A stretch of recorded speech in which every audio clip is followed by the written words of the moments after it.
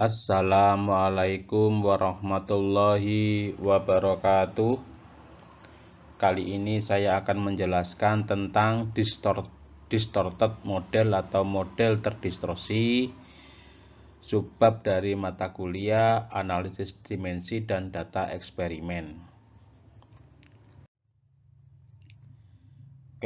Klasifikasi model. Secara umum, model hidrolik dapat diklasifikasikan dalam dua kategori besar, yaitu yang pertama adalah model tak terdistorsi, yang kedua adalah model terdistorsi.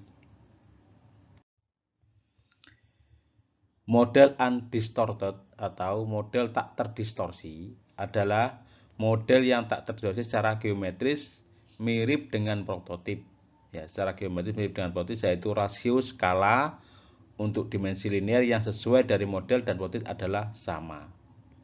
Karena kondisi dasar dari keserupaan sempurna prediksi terpenuhi, oleh karenanya dalam kasus model seperti itu relatif mudah dan banyak hasil yang diperoleh dari pengujian model dapat langsung ditransfer ke prototip.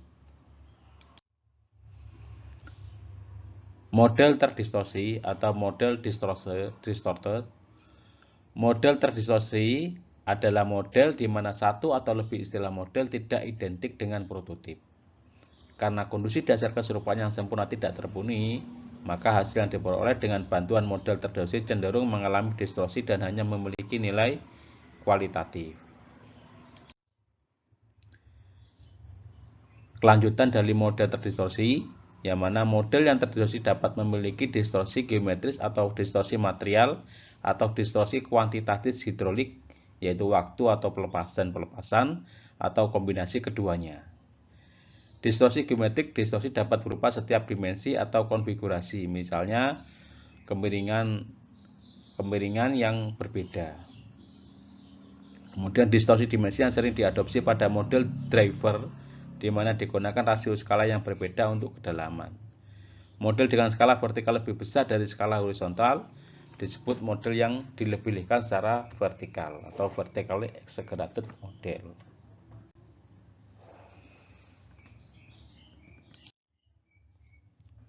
Efek skala pada model. Efek skala dapat dilihat sebagai distorsi yang disebabkan oleh efek, misalnya viskositas, tegangan permukaan, selain yang dominan, misalnya gravitasi di arus permukaan bebas. Ini terjadi ketika satu atau lebih parameter tanpa dimensi berbeda antara model dan prototip.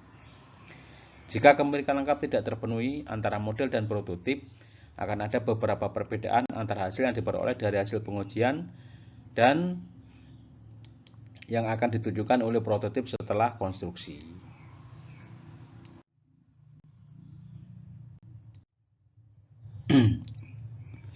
Skala perbandingan model terdistorsi, yang mana untuk LP per LM, yang mana LP per LM sama dengan BP per M, rasio untuk arah horizontal. Ya. Kemudian HP per HM untuk skala vertikal, rasio skala vertikal, arah vertikal. Oleh karena ini geometri tidak sama antara horizontal sama vertikal, nah ini mana dinamakan sebagai model yang terdistorsi. Ya. Rasio kecepatan, ya, maka VP per VM sama dengan GHP per akar 2 GHM. Nah, karena ketinggiannya HP per HM, maka dipakai HP ini, pakai HM yang ini. Ya. Skala rasio aliran, nah, aliran sama dengan AP per AM. Ya. Luas ya, AP per AM, ya, BP kalikan HP, ya, BM kalikan HM. Karena skala tidak sama antara tinggi sama lebar. Oleh karena itu kita pakai luasnya itu perkalian antara luas, lebar dan tinggi.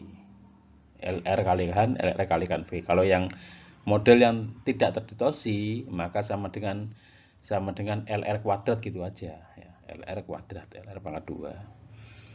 Skala rasio Fordistag untuk apa itu? Untuk debit, yaitu VP per GM sama dengan AP kalikan VP, AM kalikan FM, maka kita rumuskan seperti ini.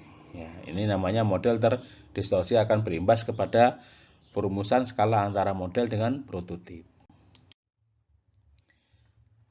Problem 1, debit melalui bendungan adalah 1,5 meter kubik per detik. Itu debit melalui model bendungan jika dimensi model horizontal secara 1/50, dimensi model secara vertikal adalah 1/10 dimensi vertikal prototip. Ya. Maka discharge river IP 1,5 meter kubik, ya, LR sama LL horizontal sama LR vertikal tidak sama. Maka sesuai dengan rumus tadi yaitu IP per GM LR pangkat H kalikan LR pangkat V H horizontal ini vertikal pangkat 3/2 LR-nya, ya. Sehingga kita rumusnya IP per GM 50 kalikan 10 pangkat 3/2 ini, ya. Maka GM-nya 1,5 dibagi skala apa itu rasionya tadi, ya, rasio IP per GM. Ketemunya 0,000948 meter kubik per second.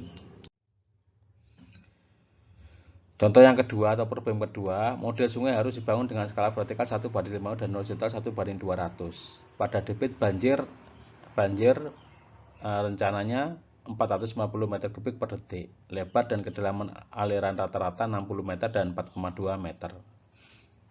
Tentukan debit yang sesuai untuk model dan periksa angka dari aliran model, ya. Diketahui yang ini, ya, diketahui ini skala horizontal, skala vertikal tidak sama karena itu model terdistorsi. Maka sebagai tadi adalah rumusnya ini, maka diperoleh GM sama dengan ini. Reynolds number adalah VL kalikan per VL per V, ya, LM sama dengan 4 RM, yaitu dengan lebarnya BB per 0,3 meter perbandingannya dengan kedalaman yaitu YB per LR vertikal, ya, 0,084. Maka AM-nya ketemu BM kalikan YM, ya, sama dengan ini.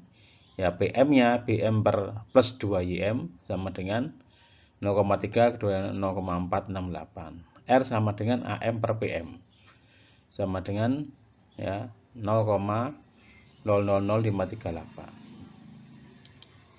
Sehingga misalkan viskositas kinematik adalah 10/6 meter per detik, maka RE 4 VR per V sama dengan 5449,31 atau hal ini lebih besar dari 2000, maka alirannya adalah aliran turbulen. Prosesnya kalau model terjadi angka renal tidak langsung dipakai rumus ini, tapi dipakai seperti ini. Ada istilah PM yaitu PM plus 2 YM rumusnya. Ya, R AM per PM. AM itu lebar kalikan lebar kalikan tinggi. Terima kasih atas perhatiannya. Mohon maaf jika ada penyampaian yang salah atau ada kesalahan kata dari saya. Ya, saya mohon maaf.